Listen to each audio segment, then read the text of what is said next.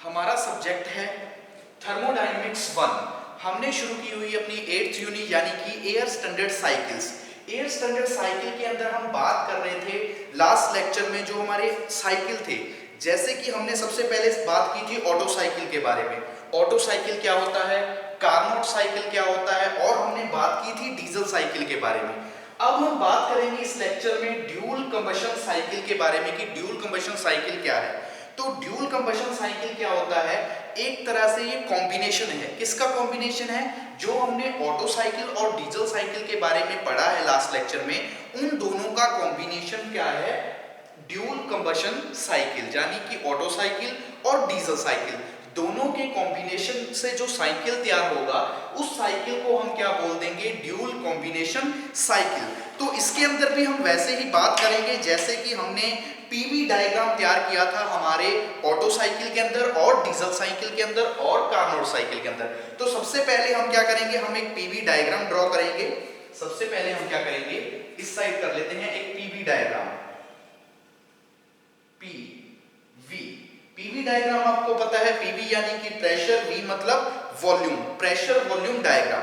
तो इसके अंदर क्या होगा, इसके अंदर नॉर्मली हमने जो साइकिल पढ़े हैं, चाहे वो ऑटो साइकिल हो, कार्नोट साइकिल हो या फिर डीजल साइकिल हो, तीनों साइकिल के अंदर जो हमारी प्रोसेस चलती है, जो स्टेज होती है, यानी कि 1 से 2, 2 से 3, 3 से 4 और 4 से 1, यानी कि 4 स्टेज में हम प्रोसेस चलाते हैं, हमारा साइकिल कंप्लीट होता है। लेकिन जब हम बात करेंगे ड्यूल कंबशन साइकिल के बारे में, ड्यूल कंबशन साइकिल के अंदर जो हमारी प्रोसेस चलेगी, यानी कि इसके अंदर हमारी 5th स्टेज यानी कि 5 स्टेज होगी, 1 से 2, 2 से 3, 3 से 4, 4 से 5 और 5 से 1, यानी कि इसके अंदर हमारी जो स्टेज बनेगी, जो हमारे स्टेप चलेगी, प्रोसेस होगी, वो कितने स्टेप में कंप्लीट होगी, वो कंप्लीट होगी 5 स्टेप के अंदर। तो यहाँ पे हम ड्रॉ करते हैं हमारा पीवी डायग्राम। तो पीवी डायग्राम के अंदर सबसे पहले यहां से चलेंगे 1 से 2, 1 से 2 पॉइंट पे, यानी कि ये हमारा फर्स्ट पॉइंट, ये सेकंड पॉइंट। उसके बाद क्या करेगा, साइकिल नीचे आएगा, साइकिल क्या होगा, इस तरह से आएगा नीचे। ये पॉइंट होगा हमारा पॉइंट नंबर 3। ये पॉइंट क्या कहलाएगा, पॉइंट नंबर 3। यहां से ये रहेगा इस तरह से, ये पॉइंट होगा हमारा 5, और यहां से क्या करेगा, ये इस तरह से इसको नीचे मिला देगा, क्या करेगा, इस तरह से मिल जाएगा। ठीक है, मान लीजिए ये आपका पॉइंट है, ये हो गया 3। यहाँ पे बीच में क्या आ जाएगा, मान लीजिए ये तो हमारा यहाँ पे रहेगा, सॉरी ये क्या रहेगा, 3 पॉइंट। यहाँ पर तो यहाँ तक तो हमारा क्या रहेगा, 3 पॉइंट। इसको कर देते हैं ड्रॉ।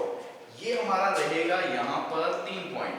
3 के बाद ये चलेगा नीचे कांस्टेंट वॉल्यूम पे, ये हमारा हो जाएगा 4 पॉइंट, और यहाँ से 4, 5 से मिल जाएगा, ये क्या करेगा, इस तरह से मिल जाएगा। अब हम क्या कर देते हैं, मान लीजिए ये है यहां से, तो ये हो गया P1 is equal to P2, यानी कि इस स्टेप के अंदर जब हम पहले से दूसरे की बात करेंगे तो वहां पर क्या होगा, हमारा प्रेशर क्या रहेगा, कांस्टेंट रहेगा, यानी कि जितना प्रेशर P1 पे होगा उतना ही प्रेशर किस पे रहेगा, हमारे P2 पे रहेगा। सेम इसी तरह यहां से नीचे आ जाएगा,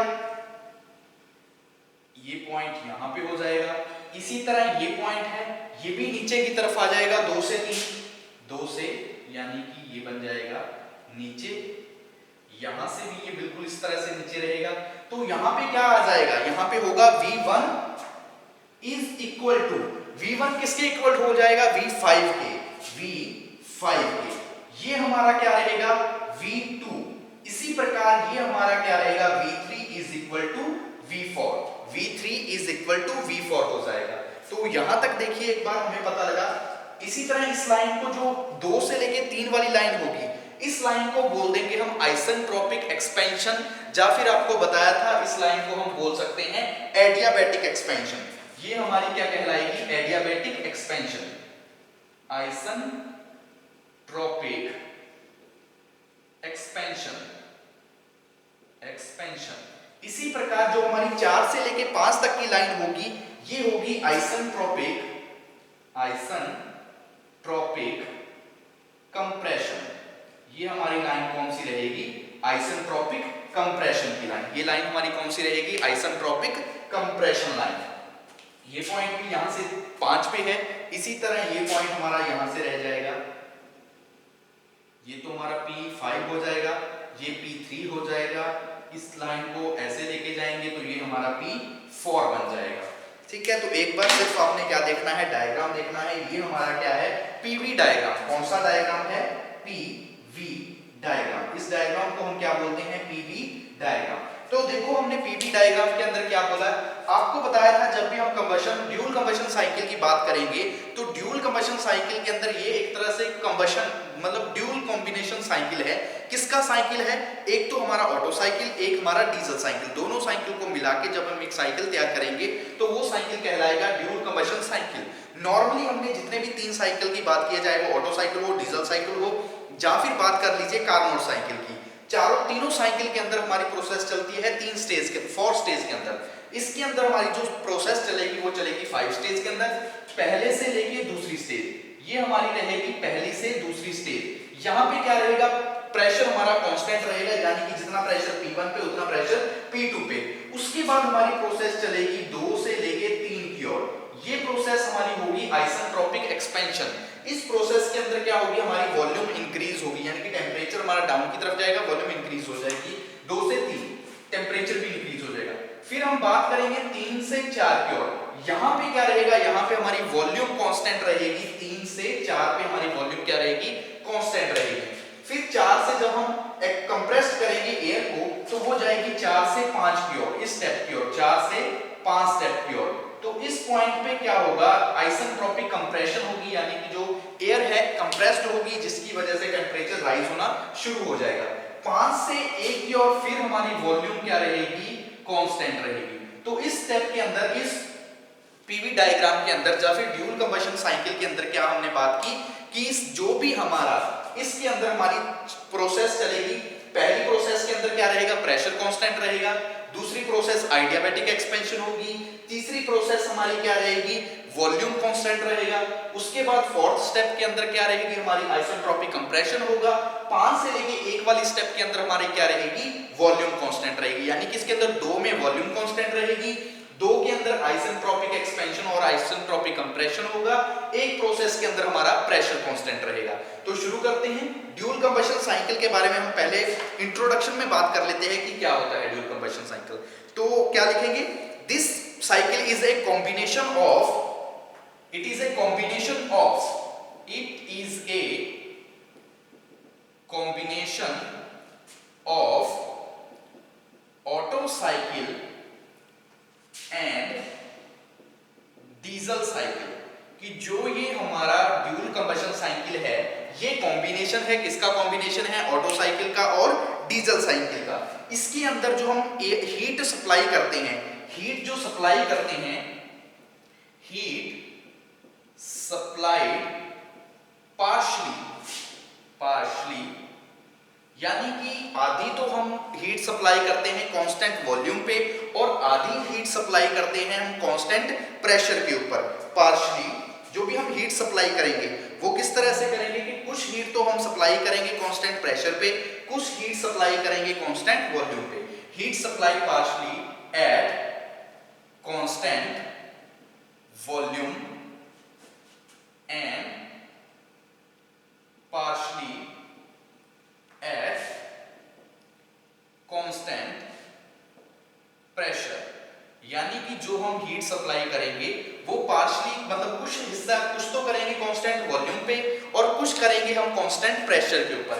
इसके अलावा ड्यूल कंबशन साइकिल की एक एडवांटेज ये भी होती है कि जो इसके अंदर टाइम अवेलेबल होता है किसके लिए, कंबशन होने के लिए। कंबशन का जो साइकिल होता है, कंबशन होने में जो टाइम लगता है फ्यूल का, वो ड्यूल कंबशन के अंदर ज्यादा लगता है किसकी तुलना में, डीजल साइकिल की तुलना में।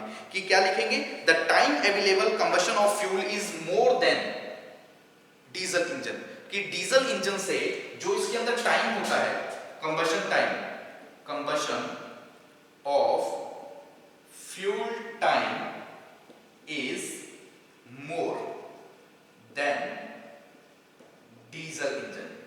डीजल इंजन की बजाय या डीजल साइकिल की बजाय, डीजल साइकिल की या फिर हम बात कर सकते हैं डीजल इंजन की अपेक्षा जो टाइम लगता है फ्यूल को जलने के लिए, कंबशन के लिए, वो क्या होता है, ड्यूल कंबशन के अंदर ज्यादा टाइम होता है जबकि डीजल के साइकिल के अंदर टाइम कम होता है। तो ये तो हमारी क्या रहेगी, सिर्फ इंट्रोडक्शन किसकी, ड्यूल कंबशन साइकिल की। तो एक बार फिर से देख लीजिए, ड्यूल कंबशन साइकिल के अंदर हमने क्या बात की कि इट इज ए कॉम्बिनेशन, ये एक कॉम्बिनेशन है, ड्यूल यानी कि पता लग रहा है दो, तो ये कॉम्बिनेशन है, किसका कॉम्बिनेशन है, ये कॉम्बिनेशन है हमारे ऑटो साइकिल और डीजल साइकिल का। ऑटो साइकिल को आप क्या बोल सकते हैं, ऑटो साइकिल को आप पेट्रोल साइकिल भी बोल सकते हैं, यानी कि जो पेट्रोल इंजन के रूप में यूज करते हैं, गैस इंजन के रूप में, या मैनी अदर इंजन होते हैं जिनमें हम यूज कर लेते हैं ऑटो साइकिल का। इसी तरह हमारा होता है डीजल साइकिल। तो इन दोनों साइकिल का जो कॉम्बिनेशन होगा, कंबाइंड साइकिल क्या कहलाएगा, ड्यूल कंबशन साइकिल। इसके अलावा जो हम हीट सप्लाई करते हैं, क्योंकि जब हम बात करते होते हैं ऑटो साइकिल वहां पे कांस्टेंट वॉल्यूम, जब डीजल की करते तो प्रेशर, ये कॉम्बिनेशन है, तो इसके अंदर जो हम हीट सप्लाई करेंगे तो वो भी दोनों साइकिल के अंदर करेंगे, यानी कि कांस्टेंट वॉल्यूम पे भी हीट सप्लाई करेंगे और कांस्टेंट प्रेशर के ऊपर भी हम क्या करेंगे, हीट सप्लाई करेंगे।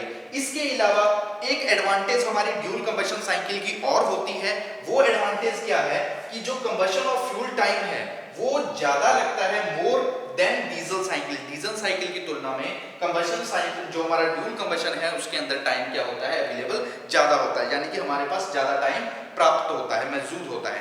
अब हम बात कर लेते हैं, ये तो हमने बात की इंट्रोडक्शन के बारे में, अब हम बात करते हैं इसकी वर्किंग के बारे में, प्रोसेस के बारे में कि किस तरह से वर्क करती है, यानी कि स्टेज के बारे में। तो सबसे पहले हम बात करेंगे हमारी फर्स्ट स्टेज के बारे में ड्यूल कंबशन साइकिल के अंदर। बात करते हैं हमारी फर्स्ट स्टेज के बारे में। तो पहली स्टेज है हमारी फर्स्ट स्टेज।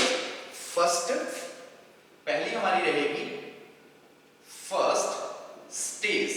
फर्स्ट स्टेज यानी कि फर्स्ट स्टेज पहले से दूसरी, यहां पे क्या है, कांस्टेंट प्रेशर है, तो फर्स्ट स्टेज हमारी कौन सी रहेगी, कांस्टेंट प्रेशर। तो कांस्टेंट प्रेशर के अंदर कांस्टेंट प्रेशर, तो कांस्टेंट प्रेशर के अंदर क्या है, 1 से लेके 2, यानी कि ये प्रोसेस चलेगी हमारी 1 से लेके 2। अब देखो ड्यूल कंबशन साइकिल के अंदर 1 से लेके 2 प्रोसेस के अंदर क्या हो रहा है, इसके अंदर क्या है, heat is supplied at constant pressure, हम हीट को सप्लाई कर रहे हैं कांस्टेंट प्रेशर के ऊपर, जिसकी वजह से क्या हो रहा है, टेंपरेचर इंक्रीज हो रहा है 1 से 2 पे। तो हम क्या लिखेंगे, heat is supplied at constant pressure and temperature of air increase from T1 to T2। तो हम क्या लिखेंगे इसके, in this heat is supplied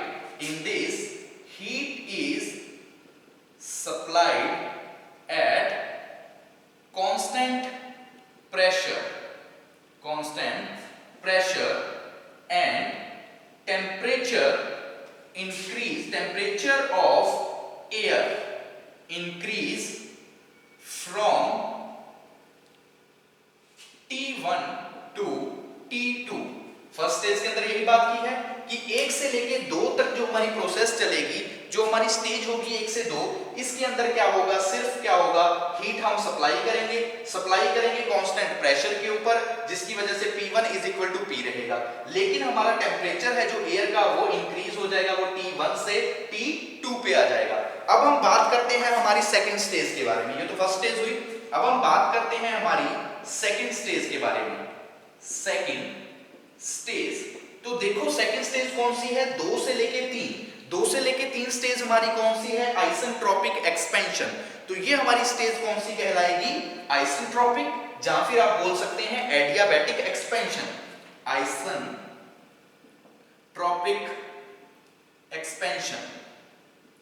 isotropic expansion यानी कि 2 से लेके 3, ये हमारी प्रोसेस कितनी चलेगी, 2 से 3। 1 से 2 के बारे में बात कर चुके हैं, अब हम कर रहे हैं 2 से लेके 3 के बारे में। तो देखिए आइसोट्रोपिक के अंदर क्या हो रहा है, there is no heat added, ना तो हम हीट ऐड कर रहे हैं, and there is no heat rejected by air, और ना ही एयर के द्वारा कोई हीट को रिजेक्ट किया जा रहा है। सिर्फ क्या हो रहा है, एयर एक्सपेंड हो रही है, जिसकी वजह से जो हमारा टेम्परेचर है वो भी इंक्रीज हो रहा है, वो T2 से पहुंच रहा है T3 पे।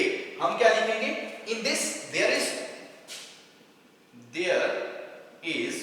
No heat added and no heat rejected, ना तो हीट को ऐड किया जा रहा है, ना ही हीट को, no heat rejected by air, ना ही एयर के द्वारा हीट को क्या किया जा रहा है, रिजेक्ट किया जा रहा है। सिर्फ क्या हो रहा है, टेम्परेचर इंक्रीज हो रहा है। सिर्फ क्या हो रहा है, द एयर एक्सपेंड, सिर्फ क्या हो रही है, the air expand, the air expends adiabatically from temperature T2 to T3 कि हमारी सेकेंड स्टेज के अंदर क्या हो रहा है, 2 से लेके 3 स्टेज यानी कि आइसेंट्रोपिक एक्सपेंशन। इस स्टेज के अंदर क्या हो रहा है, there is no heat added no rejected, ना तो हम हीट ऐड कर रहे हैं ना ही रिजेक्ट कर रहे हैं, लेकिन हमारी जो एयर है वो एक्सपेंड हो रही है। एक्सपेंड हो रही है आइडियाबैटिकली या फिर बोल सकते हैं आइसेंट्रोपिकली, हमारी जो एयर है वो एक्सपेंड हो रही है, जिसकी वजह से टेम्परेचर इंक्रीज हो रहा है 2 से लेके 3 पे। टेम्परेचर हमारा पहुंच गया T2 से लेके T3 पे। अब हम बात कर लेते हैं हमारी थर्ड स्टेज के बारे में। थर्ड स्टेज देखिए कौन सी है, 3 से लेके 4, यानी कि यहां पे क्या हो रही है, वॉल्यूम कांस्टेंट। तो 3 से लेके 4 जो हमारी स्टेज होगी वो कहलाएगी कांस्टेंट वॉल्यूम।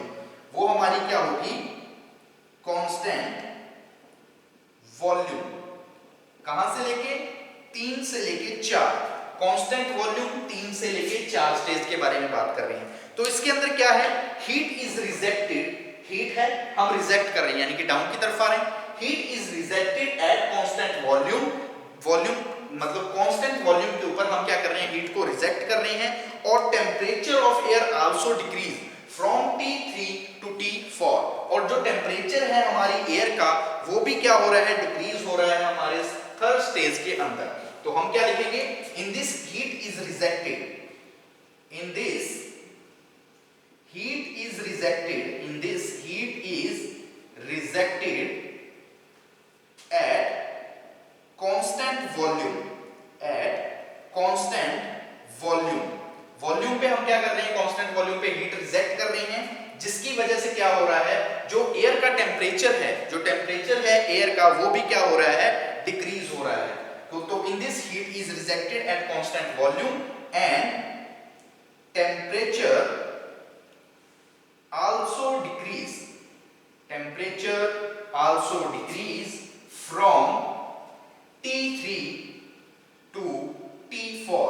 जो हमारा टेम्परेचर है वो भी डिक्रीज हो रहा है, कहां से, T3 से T4 तक हमारा क्या है, जो टेम्परेचर है वो डिक्रीज हो रहा है ड्यूल कंबशन साइकिल के अंदर, हमारी थर्ड स्टेज के अंदर। तो देखो अभी तक, आगे हम फोर्थ और फिफ्थ स्टेज के बारे में बात करेंगे, यहां तक देख लीजिए फिर इसको रफ करते हैं। फर्स्ट स्टेज के अंदर हमने क्या बात की कि फर्स्ट स्टेज हमारी रहेगी कांस्टेंट प्रेशर। यहां पे देखिए कांस्टेंट प्रेशर, कि प्रेशर हमारा कांस्टेंट रह रहा है। तो पहली स्टेज के अंदर हमारा क्या रहेगा, in this heat is supplied, हम क्या करेंगे, हीट को सप्लाई करेंगे कांस्टेंट प्रेशर पे, जिसकी वजह से टेम्परेचर इंक्रीज हो जाएगा हमारी एयर का T1 से लेके T2 तक। सेकंड स्टेज हमारी रहेगी 2 से लेके 3, यानी कि आइसेंट्रोपिक एक्सपेंशन या फिर आइडियाबैटिक एक्सपेंशन। इसके अंदर क्या होगा, ना तो हम हीट को ऐड करेंगे ना ही हीट को रिजेक्ट करेंगे, सिर्फ क्या होगा, हमारी एयर एक्सपेंड होगी। एयर एक्सपेंड होगी तो उसकी वजह से क्या होगा, टेम्परेचर इंक्रीज हो जाएगा T2 से T3 पे। फिर बात करेंगे थर्ड स्टेज के बारे में। थर्ड स्टेज हमारी है 3 से लेके 4 तक, यानी कि कांस्टेंट वॉल्यूम वाली साइकिल। इस स्टेज के अंदर क्या होगा, हीट को हम क्या कर देंगे, रिजेक्ट कर देंगे कांस्टेंट वॉल्यूम पे। कांस्टेंट वॉल्यूम पे हम क्या करेंगे, हमारी हीट को रिजेक्ट कर देंगे, जिसकी वजह से क्या होगा, टेम्परेचर भी डिक्रीज हो जाएगा। टेम्परेचर हमारा पहुंच जाएगा 3 से लेके 4 तक, यानी कि T3 से T4 तक हमारा क्या आ जाएगा, टेम्परेचर आ जाएगा। अब हम बात करते हैं, ये तो हमने बात की हमारी फर्स्ट स्टेज, सेकंड स्टेज और थर्ड स्टेज के बारे में। अब हम बात करते हैं हमारी फोर्थ स्टेज के बारे में। फोर्थ स्टेज, तो फोर्थ स्टेज देखिए हमारी कौन सी है, फोर्थ स्टेज है आइसेंट्रोपिक कंप्रेशन, यानी कि इस स्टेज के अंदर क्या होगा, कंप्रेस होना शुरू हो जाएगा। इस स्टेज के अंदर क्या होगा, जो हमारी एयर है यहां तक जो एक्सपेंड हो रही थी वो क्या है, अब कंप्रेस होना शुरू हो जाएगी। तो बात करते हैं हमारी फोर्थ स्टेज के बारे में। हमारी क्या है, fourth stage. Fourth stage, fourth stage यानी कि आइसेंट्रोपिक कंप्रेशन या फिर आइडियाबैटिक। आइसेंट्रोपिक कंप्रेशन 4 से लेके 5 वाली स्टेज। तो देखिए इसके अंदर क्या हो रहा है, इन दिस एयर एक्सपेंड, यानी कि जब हम बात करेंगे हमारी 4 से लेके 5 के अंदर, यहां तक एयर एक्सपेंड हो रही थी, लेकिन 4 से लेके 5 के अंदर क्या होगी, एयर हमारी कंप्रेस्ड होना शुरू हो जाएगी, आइसेंट्रोपिकली या फिर आइडियाबैटिकली जो हमारी एयर है वो कंप्रेस्ड होना शुरू हो जाएगी, और जिसकी वजह से टेम्परेचर भी हमारा क्या हो जाएगा, इंक्रीज हो जाएगा। वो कहां आ जाएगा, 4 से लेके 5 की ओर टेम्परेचर हमारा इंक्रीज शुरू हो जाएगा 4 से 5 की ओर। तो हम क्या लिखेंगे, इन दिस इसके अंदर क्या होगा, in this air compressed and temperature increase from T4 to T5, there is no heat rejected। इसके अंदर भी हम किसी भी तरह की हीट को रिजेक्ट नहीं करेंगे, ना ही हीट को ऐड करेंगे। No heat is added, no heat is added, और ना ही हम किसी भी प्रकार की जो हीट है उसको एडिट करेंगे हमारे फोर्थ स्टेज के अंदर, यानी कि हमारे फोर्थ स्टेप के अंदर। अब हम बात कर लेते हैं फोर्थ स्टेप के बाद हमारे फिफ्थ स्टेप के बारे में। फिफ्थ स्टेज, तो देखो फिफ्थ स्टेज हमारी कौन सी रहेगी, 5 से लेके 1। 5 से लेके 1 के अंदर हमारी क्या है, वॉल्यूम कांस्टेंट है, तो ये भी हमारा क्या रहेगा, कांस्टेंट वॉल्यूम, कांस्टेंट वॉल्यूम। कहां से, 5 से लेके 1। अब देखो जब हम बात कर रहे थे कांस्टेंट वॉल्यूम के अंदर 3 से लेके 4, यहां पर तो हम क्या कर रहे थे, हीट को रिजेक्ट कर रहे थे, नीचे की ओर लेके आ रहे थे, डाउनवर्ड डायरेक्शन, यानी कि हीट को रिजेक्ट कर रहे थे। लेकिन 5 से लेके 1 के अंदर हम क्या करेंगे, हीट को ऐड करेंगे, हीट को हम क्या करेंगे, ऐड करेंगे। The heat is supplied at constant volume, ठीक है, और जिसकी वजह से टेम्परेचर का जो एयर है वो इंक्रीज हो जाएगा, जो एयर का टेम्परेचर है वो इंक्रीज हो जाएगा 5 से लेके 1। तो क्या लिखेंगे, in this air heat is supplied, in this heat is supplied, in this heat is supplied eight constant volume and temperature increase from T5 to T1, और जो हमारा टेम्परेचर है वो भी इंक्रीज हो जाएगा, वो कितना हो जाएगा, T4 5 से लेके T1 तक हमारा क्या पहुंच जाएगा, टेम्परेचर पहुंच जाएगा। तो आपने 1 से लेके 2 हमारा कांस्टेंट प्रेशर रहेगा, 2 से लेके 3 एयर एक्सपेंड होगी, ना तो हीट को ऐड करेंगे ना रिजेक्ट करेंगे। 3 से लेके 4 के अंदर हीट हमारी क्या हो जाएगी, यहाँ पे कांस्टेंट वॉल्यूम पे हीट डाउनवर्ड डायरेक्शन यानी कि रिजेक्ट कर देंगे, और जो हमारी वॉल्यूम है वो तो कांस्टेंट रहेगी, लेकिन जो हमारा टेम्परेचर है वो भी डिक्रीज हो जाएगा, 3 से 4 पे आ जाएगा। 4 से लेके 5 की स्टेज हमने यहाँ पे बात की। फोर्थ स्टेज के अंदर ये आइसेंट्रोपिक कंप्रेशन होगी। इस स्टेज के अंदर क्या होगा, द एयर कंप्रेस्ड, एयर क्या होगी, कंप्रेस होना शुरू हो जाएगी आइसेंट्रोपिकली, जिसकी वजह से जो हमारा टेम्परेचर है एयर का वो भी इंक्रीज होना शुरू हो जाएगा, वो पहुंच जाएगा 4 से लेके 5 के ऊपर। फिर हम बात करेंगे हमारी फिफ्थ स्टेज के बारे में। फिफ्थ स्टेज यानी कि कांस्टेंट वॉल्यूम वाली स्टेज। कांस्टेंट वॉल्यूम स्टेज के अंदर भी क्या होगा, इन दिस स्टेज जब हम बात करेंगे 5 से लेके 1, हमारे पास क्या है, 2 कांस्टेंट वॉल्यूम स्टेज आएगी। एक कांस्टेंट वॉल्यूम स्टेज ये रहेगी, एक रहेगी ये।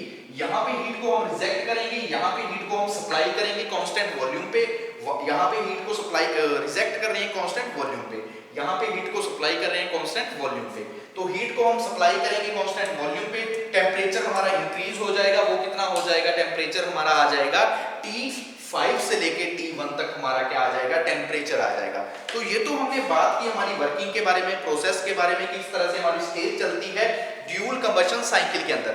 अब हम बात कर लेते हैं इसी के अंदर, जैसे कि मान लीजिए कि अगर हमने बात करनी है जो अपना एफिशिएंसी है, कि जो हम एफिशिएंसी निकालते हैं वो किस तरह से निकालते हैं हमारे ड्यूल कंबशन साइकिल के अंदर।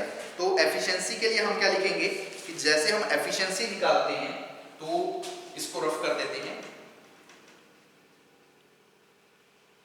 यहां पे हम लिख लेते हैं बस एक एफिशिएंसी, कि किस तरह से हम एफिशिएंसी निकालते हैं ड्यूल कंबशन साइकिल के अंदर। तो जो हमारा फॉर्मूला रहेगा एफिशिएंसी निकालने का ड्यूल कंबशन साइकिल के अंदर, वो हमारा क्या रहेगा, 1 माइनस 1 माइनस जैसे कि उसमें करते थे T3 माइनस में T1 डिवाइड बाय में T1, इसके अंदर भी सेम इसी आ जाएगा CV T3 माइनस में क्या हो जाएगा T4, T3 माइनस में T4 डिवाइड बाय में क्या आ जाएगा, डिवाइड बाय आ जाएगा हमारा CP, यानी कि कांस्टेंट वॉल्यूम कांस्टेंट प्रेशर, और ब्रैकेट में हमारा क्या आ जाएगा T2 माइनस में T1 प्लस प्लस क्या हो जाएगा साथ में T1 जो हमारा प्लस में हो जाएगा CV, यानी कि CV T1 माइनस में हो जाएगा T5, माइनस में हो जाएगा T5। तो ये हमारा क्या रहेगा एफिशिएंसी निकालने का फॉर्मूला हमारे ड्यूल कंबशन साइकिल के अंदर। जो हमारा ड्यूल कंबशन साइकिल होगा, ड्यूल कंबशन साइकिल के अंदर एफिशिएंसी हम किस तरह से निकालेंगे, इस फॉर्मूले से एफिशिएंसी निकालेंगे। तो यहाँ पे हमने 4 साइकिल के बारे में बात की है। कौन कौन से साइकिल, सबसे पहले हमने बात की थी हमारे कार्नोट साइकिल के बारे में, क्योंकि ये पांचों जो हमने चारों पांचों किए हैं इंपॉर्टेंट साइकिल है। सबसे पहले हमने बात की थी हमारे मोस्ट इंपॉर्टेंट साइकिल के बारे में, कार्नोट साइकिल। कार्नोट साइकिल के बाद बात की हमने ऑटो साइकिल के बारे में, ऑटो साइकिल जिसको हम पेट्रोल साइकिल भी बोल सकते हैं। उसके बाद हमने बात की हमारे डीजल साइकिल के बारे में, डीजल साइकिल, और अब हमने बात की हमारे ड्यूल कंबशन साइकिल के बारे में, जो कि कॉम्बिनेशन है, किसका कॉम्बिनेशन है, हमारे जो डीजल साइकिल है और पेट्रोल साइकिल, यानी कि डीजल और ऑटो साइकिल दोनों का कॉम्बिनेशन है। बाकी सब में प्रोसेस जो हमारी चलती है वो 4 स्टेज के अंदर चलती है, लेकिन ड्यूल कंबशन के अंदर जो हमारी प्रोसेस होगी वो 5 स्टेज के अंदर चलेगी, 1 से लेके 2, 2 से 3, 3 से 4, 4 से 5 और 5 से 1। और ये हमारा क्या रहेगा एफिशिएंसी निकालने का फॉर्मूला। नेक्स्ट लेक्चर में बात करेंगे हम कंपैरिजन के बारे में, इन तीनों साइकिल के कंपैरिजन के बारे में, कि ऑटो साइकिल, डीजल साइकिल और जो हमारा ड्यूल कंबशन साइकिल है इनके कंपैरिजन के बारे में, मैक्सिमम प्रेशर रेशियो पे और कंप्रेशन रेशियो पे जो इनके बीच में कंपैरिजन है उसके बारे में हम बात करेंगे हमारे नेक्स्ट लेक्चर में।